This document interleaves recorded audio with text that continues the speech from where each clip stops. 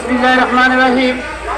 জিয়া রহমান সমাজ কল্যাণ কর্তৃক আয়োজিত আজকের এই অবস্থান ধর্মঘটের মাননীয় সভাপতি এমডি আসাদুদ্দিন খোকন ভাই সহকারে সকল রাজনীতিবিদকে আমার পক্ষ থেকে আন্তরিক শুভেচ্ছা ও ধন্যবাদ জ্ঞাপন করছি।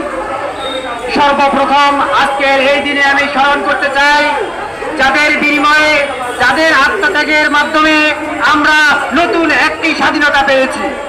বন্ধুগণ, আজকে আমাদের দাবির মূল বিষয় আপনারা জানেন, দীর্ঘদিন থেকে আমরা এই দাবিগুলো করে আসছি, যা জনগণ জনমাধ্যম সহ এক যুগে এই দাবিগুলো উপস্থাপন করেছে।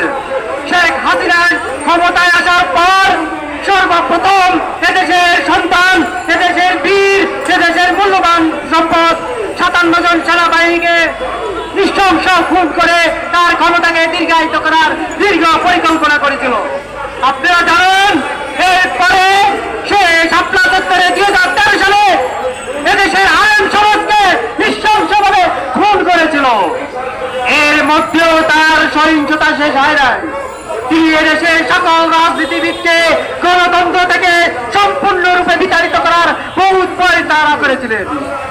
তিনি বিশেষ করে বাংলাদেশ জাতীয়তাবাদী দল বিএনপির সকল নেতাকর্মীকে বিভিন্ন রকম হামলা, মামলা, গুম, অত্যাচারের মধ্য দিয়ে তাদেরকে দেশ থেকে বাইরে রেখেছিলেন, রাজনীতি থেকে বাইরে রাখার চেষ্টা করেছিলেন।